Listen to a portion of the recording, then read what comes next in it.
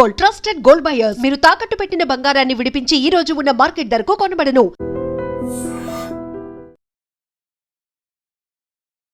Party ఫిరాయింపులకు సంబంధించి చూసుకుంటే మీరు కేసు ఫైల్ చేశారు, దానికోసం ఫైట్ చేస్తూ ఉన్నారు.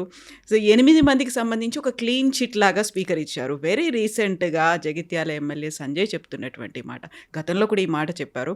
ఇప్పటికీ మేము పార్టీలోనే ఉన్నాం, బీఆర్ఎస్లోనే ఉన్నాం, పార్టీ ఫండ్ కింద ఎవ్రీ మంత్ మా దగ్గర నుంచి 5,000 వెళ్తోంది అనే మాట. సో మీరెందుకు తీసుకుంటున్నారు పార్టీ మారని చెప్పినప్పటికి కూడా?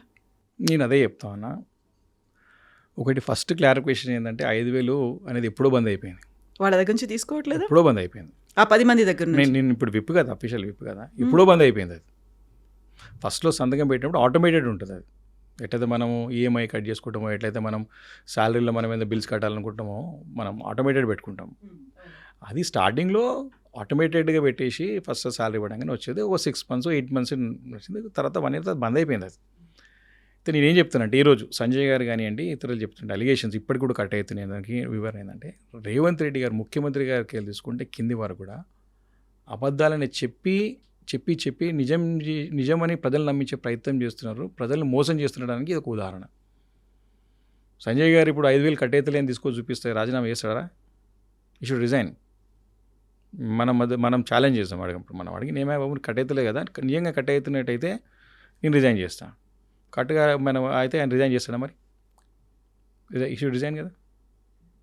కాబట్టి ఈ రకమైనటువంటి అబద్ధాలు అంటే ఎంత దిగజారిపోయాయి అంటే, ఒకటి కాదు రెండు కాదు, అసలు ఎన్ని అంటే అసలు ఒకటి కాదు రెండు కాదు చూస్తుంటే అసలు ఈ పదవిలోండి ఎందుకు ఇట్లా మాట్లాడుతారు? అసలు ప్రజలు ఏమనుకుంటారో, ప్రజలు ఏమనుకోపో మనకైతే అంతరాత్మ మీద ఒప్పుకోదు కదా. రాత్రి పడుకునేటప్పుడు అరే నేను ఇంత అబద్ధం మాట్లాడినా, అరే కరెక్ట్ మాట్లాడినా అనుకుంటాం కదా.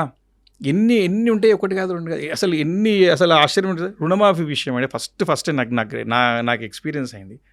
మేడ్చల్ మా ఒక జిల్లాలో గట్కేసర్ అనే మండలం ఉన్నది, ఒక్కరికి కూడా కాలేదు. నేను అసెంబ్లీలో చెప్పిన పదే నువ్వు ఏమంటే చేయకపోతే టెక్నికల్ ఫాల్ట్ అంటే సరిదిద్దండి, ప్రయత్నం చేస్తే మేము ఇంతమంది చేసినావు చేయను సంగతి చెప్పు అంటే చెప్పరు. ఒక్కరికి కూడా కాదా అండి. మా దగ్గర బోరంపేట ఉన్నది, వ్యవసాయ సహకార సంఘం ఉన్నది. అవుట్ ఆఫ్ 600 వాడుంటారు, 13 మందికే అయింది. ఇది ఒప్పుకోరే. నిన్న కూడా ముఖ్యమంత్రి గారు ఎంత దిగారు, నేను రుణమాఫీ చేసేసినామని చెప్తున్నాడు. అరే చేసేసినా కదా, ఎవరు చేయలేవు బాబు, నువ్వు సగం మందికి చేయలేదని చెప్పేసి అంటే ఒప్పుకోడు. అంటే దాని గురించి చర్చ లేదు, నాకు వచ్చింది చేసినా అయిపోయింది. అసలు ఇంకోటి అసెంబ్లీలో అసలు మాకు అసలు ఈయన ఎట్లా మాట్లాడతాడు, ఎందుకు మాట్లాడతాడు అర్థమే కాదు. అసలు సినిమా టికెట్లు విషయంలో నేను అంటే ఎగ్జాంపుల్ చెప్తున్నా, ఒకటి వ్యూవర్షిప్ అందరికీ కామన్ సబ్జెక్ట్ కూడా అర్థమవుతుంది. నేను సస్తే కానీ నేను ఈ సీట్లు ఉన్నంత వరకు కూడా నేను సినిమా టికెట్ రేట్లు పెంచను అన్నాడు. ప్రీమియర్ షోలు ఉండవు అనేది అన్నారు. 3 భాషల్లో చెప్పిండు. అక్కడ ఎంఐఎం సభ్యులు ఉంటే వాళ్ళకి తెలుగు అర్థం కాదని చెప్పేసి ఇంగ్లీష్ హిందీ కూడా చెప్తాడు. ఆశ్చర్యం కలుగుతుంది. పెంచను అంటాడు. ఇప్పుడు ఎంత ఫనీ ఉంటుంది, మన పెంచినా లేదా అంటే ఎంత అబద్ధ. కోమటిరెడ్డి వెంకటరెడ్డి గారు సంబంధిత శాఖ మంత్రి ఆయన అడితే నాకు తెలియకుండానే ఫైల్ పోయిందని ఆయన అంటాడు. ఆయన బాధ, ఆయన స్టోరీ మనం చూసినాం, అంత కూడా ఎపిసోడ్ అంతా చూసినాం. ఇలా ఎగ్జాంపుల్స్ ఎట్లా నంబర్ ఆఫ్ ఎగ్జాంపుల్స్ ఉన్నాయి. అసలు ఇంకోటి ఏం చెప్పిండు, నేను పోతే ట్రాఫిక్ అవద్దు, నేను వెళ్ళిపోలే, ట్రాఫిక్ ఫ్లో కావాలి అంటాడు. జూబ్లీస్ బంజారాస్ మొత్తం జామ్ అవుతుంది ట్రాఫిక్ ఆయన గురించే. అని ఎందుకు నేను అధికారం రాకముందు సంగతి చెప్తున్నాను, వచ్చిన సంగతి వచ్చిన తర్వాత ఆయన బాధ్యత గల పదవిలో వచ్చిన తర్వాత వచ్చిన విషయం చెప్తున్నా నేను. ఎంత అంటే ఎవరు ఏమనుకుంటున్నారో అనే విషయం తెలియకుండా ఇంత పచ్చి అబద్ధాలు ఒక ముఖ్యమంత్రి అంత బాధ్యత గల పదవిలో ఉండి మాట్లాడుతుంటే అరే ఏమనుకుంటారో అనే ఒక చిన్న అంటే ఒక మనకంటూ మనకు కాన్షియస్ ఉంటుంది కదా. అరే ఎందుకు ఈ రకంగా మాట్లాడతావు, ఎన్నోనే అట్లా మేము కొన్ని ఆశ్చర్యం అనిపిస్తుంది. మెట్రోది కూడా బ్రహ్మాండమైన మెట్రో, అది మనకి హైదరాబాద్ సిటీ ఇమేజ్ సంబంధించింది. మనకి ఎయిర్పోర్ట్ కనెక్టివిటీ చేస్తూ రాయదుర్గం నుంచి మంచి కనెక్టివిటీ క్యాన్సిల్ చేసేసిండు అంటే దాన్ని. అరే ఎందుకు అంటే దానికి సమానం ఉండదు. హైదరాబాద్ ఇంట్రెస్ట్లో అసలు దట్స్ వాట్ స్టేట్ ఇంట్రెస్ట్ లేదు కాబట్టి కేసీఆర్ గారి పేరు వస్తుంది, గతంలో ప్రభుత్వం చేసిన పనులు అన్నీ రద్దు చేయాలి అంటే మీరు అన్ని అవకతవకలతో చేశారు కాబట్టి దాన్ని సెటరైట్ చేయడానికి. నేనేమంటున్నా అంటే ఇప్పుడు మన పదే మీరు అవకతవకలు అవుతుంటారు కాబట్టి నేను ఒక క్లారిటీ అడుగుతున్నా. మీరు కూడా క్లారిఫికేషన్ చేయాలి. అవకతవకలను మీరు కూడా ఫస్ట్ మీ డౌట్ క్లియర్ చేయాలి. నేను ఇప్పుడు మెట్రో ఇక్కడ నుంచి మన ఒక ఎయిర్పోర్ట్ కనెక్టివిటీ ఉంది, ఎయిర్పోర్ట్ మెట్రో రైల్ని ల్యాండ్ ఎక్విజిషన్ అవసరం లేదు, జస్ట్ మనం కన్స్ట్రక్ట్ చేస్తే అయిపోతుంది.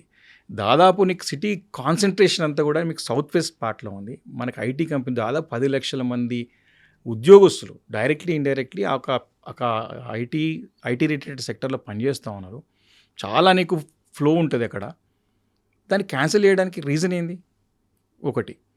రెండోది అవకతవకలన్న దాని మీద మేము 17,000 ఎకర్స్ ఫార్మా సిటీని చేయాలన్న మంచి సంకల్పంతో ప్రపంచంతో పోటీ పడాలా. ఎందుకంటే మనకి ఫార్మా క్యాపిటల్ ఆఫ్ ఇండియా ప్రపంచంలోనే మనము మన కోవిడ్ సమయంలో మనము టీకాలు అందించాం, మనం వీ హ్యావ్ ప్రొవైడెడ్ వ్యాక్సినేషన్. అలాంటి ఒక సిటీని ఇంకా మనం నెక్స్ట్ లెవెల్ తీసుకుపోవాలి, లేకపోతే చైనాతోని మనం పోటీ పడాల్సిన అవసరం ఉంది. కాబట్టి ఇంత లార్జ్ స్కేల్లో ఒక మోడల్ చేస్తే దేశానికి ఒక మోడల్ అవుతుంది ఇది.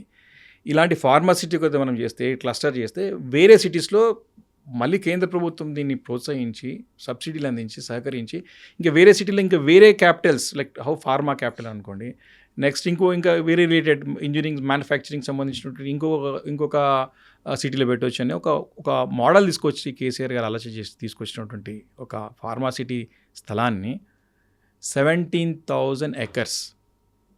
ఓకే, 17,000 ఎకర్స్లో నువ్వు ఫార్మాసిటీ క్యాన్సిల్ చేసి నీ యొక్క సొంతం రియల్ ఎస్టేట్ ఇన్సైడ్ ట్రేడింగ్ చేసుకోనికి దాన్ని ఇప్పుడు ఫోర్త్ సిటీ అని చెప్పి పేరు పెట్టుకున్నావు. ఆ జాగా ఎవరిది? ఎక్కడికి వెళ్ళి తీసుకొచ్చినారు? నాకు సమానం చెప్పాలా. కేసీఆర్ గారు ఆ రోజు 17,000 ఎకర్స్ అక్వైర్ చేసి పెట్టింది కరెక్ట్ కదా? ఇదే కాంగ్రెస్ పార్టీ నాయకులు అడ్డుపడ్డారు. స్థలాలు మేము వచ్చిన తర్వాత మేము వాపసు తీసుకొని రైతులకు ఇచ్చేస్తామని చెప్పి. ఈరోజు ఇచ్చిండ్రా? ఇవ్వకపోగా మళ్ళీ కేసీఆర్ గారి పని బురద చల్లడం. నువ్వు చేసేదే, నువ్వు షో నడిచేదే అంతా మేము చేసిన పనితోనే ఈరోజు నడిపించుకుంటున్న పని అంతా కూడా. ఈ ఫోర్త్ సిటీలో ఒకటి ముఖ్యమైన అంశం, ఈ 17,000 ఎకరాలలో కోర్టుకు వెళ్ళింది. ఇది ఫార్మా సిటీ గురించి ల్యాండ్ అక్వైర్ చేసినటువంటి స్థలం. ఇది వేరే అదర్ దాన్ ఇది రియల్ ఎస్టేట్ చేసానికి ప్రయత్నం చేస్తున్నారని చెప్తే మేము దీన్ని ఫార్మా సిటీ మారుస్తలేము, కోర్టుని తప్పుదోవ పట్టించడం. వీళ్ళు ఎంత వెన్నుతో పెట్టిన విద్య అయిపోయిందంటే ప్రజలని తప్పుదోవ పట్టించారు, ప్రజలు మోసం చేసినారు, అన్ని ఎన్నికలు మోసం చేస్తూనే వస్తున్నారు. ఇప్పుడు కూడా మళ్ళీ మున్సిపల్ ఎలక్షన్ మోసం చేస్తున్నారు.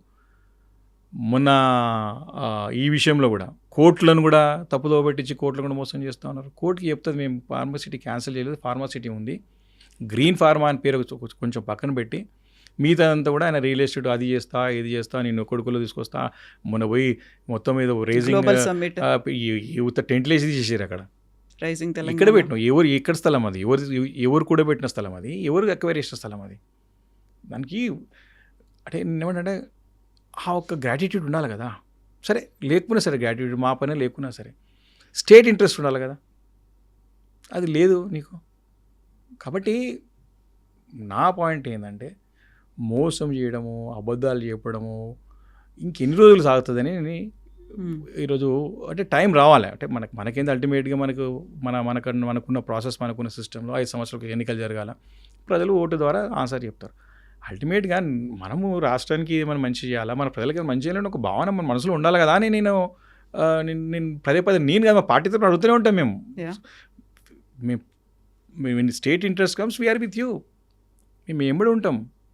నీకు అసలు ఎప్పుడు పేర్లు మార్చడము, కేసీఆర్ గారి చిన్నగా చేసి చూపెట్టడము, ఉద్యమాన్ని చిన్నగా చేసి చూపెట్టడం, తెలంగాణ రాష్ట్రమే తప్పు ఏర్పడుతున్న ఒక ప్రయత్నం చేయడము, ఇవన్నీ మంచిది కాదు.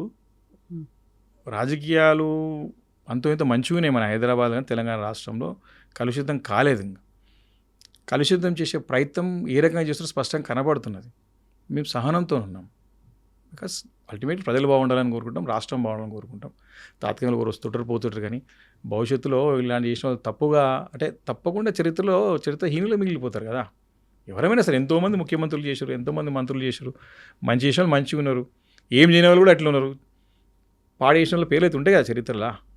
కాబట్టి అట్లా మిగిలిపోతారు వీళ్ళు తప్ప రాష్ట్రాన్ని మొత్తము ఈరోజు నానా రకాలుగా ఇబ్బంది పెట్టి ప్రజలని మధ్యలో విద్వేషాలు రెచ్చగొట్టి లబ్ధి పొందాలనే ప్రయత్నము, ఆ రకమైనటువంటి పోలరైజ్ రాజకీయాలు చేయాలి, కుల రాజకీయాలు చేయాలనేది వాస్తవంగా మన గతంలో ఉమ్మడి రాష్ట్రంలో లేకుండే, తెలంగాణ రాష్ట్రంలో అయితే అసలే లేకుండా కేసీఆర్ గారు వచ్చిన తర్వాత it was very wonderful state. ప్రజలు సంతోషంగా ఉన్నారు, అన్ని వర్గాల ప్రజలు. 10 సంవత్సరాలు మేము బ్రహ్మాండంగా ప్రజలకు సేవ చేసినాం, మంచి పేరు తెచ్చుకున్నాం. ఈ 2 సంవత్సరాలు కూడా మా పైన అపారమైన నమ్మకం, విశ్వాసం పెరిగింది. కేసీఆర్ గారు మాకు పదే పదే చాలా మీటింగ్స్లో చెప్పేవారు, you should be empathetic with the people. ప్రజలతో ఎలా ఉండాలని చెప్తామండే. మాకు ఇప్పటికి గుర్తున్నది 2016లో legislative party meeting, MLAs meeting అయితే మీరు ఎమ్మెల్యే మాకు సపరేట్ ట్రైనింగ్ ఇచ్చాడు. మీరు ఏం అవసరం లేదు, మీరు ఇది ఫాలో కండి, మీరు జీవితంలో మీకు ఓటమి ఉండదు, జీవితంలో మీరు లీడర్గా స్థిరపడిపోతారని చెప్పినారు. మా వాడు ఇప్పటికి గుర్తుంది, 3సారి హైయెస్ట్ మేడతో గెలిచిన ఆ వర్డ్స్ ఇప్పటికీ మా మనసులో తిరుగుతూనే ఉంటుంది. ప్రతి మా అనుచరులకు కూడా అది చెప్తూనే ఉంటాము, మేము అది ఫాలో అవుతాం ఇప్పటికి కూడా.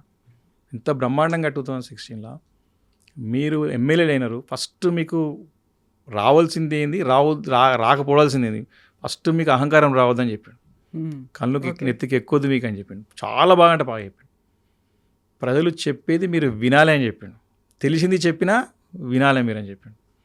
ప్రజలు వచ్చినప్పుడు ప్రజలకి మీరు సామాన్యమైనటువంటి ఒక పౌరుడు కావచ్చు, ఉన్నతమైనటువంటి పదవులు ఉన్నటువంటి వ్యక్తి రావచ్చు, anybody, but treat him equally.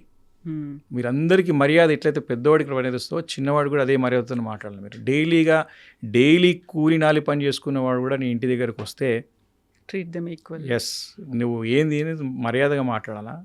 నీ డబ్బుకి, నువ్వు చేసిన అభివృద్ధికి, నువ్వు చేసే వెల్ఫేర్ స్కీమ్స్కి నీకు బానిస కాదు వారు, నువ్వు సేవకుడివి. అది గుర్తుపెట్టుకోవాలని చెప్పి చాలా అంటే చాలా బాగా అసలు ఒక 2-3 స్టేట్మెంట్లు ఉంటాయి. అయితే అది ఇప్పటికి కూడా ఎంపథెటిక్ ఉండాలని చెప్పి అసలు ఆ వర్డ్స్ ఒక 2-3 కూర్చోబెట్టి మాట్లాడాలా, చెప్పేది వినాలా, సావధానంగా వినాలా. ఇంకా గ్రామీణ వాతావరణం ఎమ్మెల్యే ఎట్లుండాలో కూడా చెప్పిండు, చాలా బాగా చెప్పిండు. ఆ session was a wonderful session.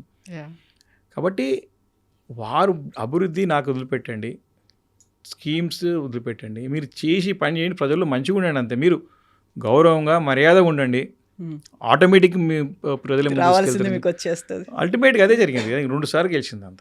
కాబట్టి అంత మంచి నాయకుడు కేసీఆర్ గారు. అంత అంటే అపారమైన అనుభవం, ప్రజల యొక్క నాడి తెలిసినటువంటి నాయకుడు. ఎమ్మెల్యేలు ఏ రకంగా దారి తప్పుతారు, ఏ రకంగా సైడ్ ట్రాక్ అవుతారు తెలిసినట్టు. ఎక్కడ తప్పులు జరుగుతాయో తెలుసు కదా తనకి.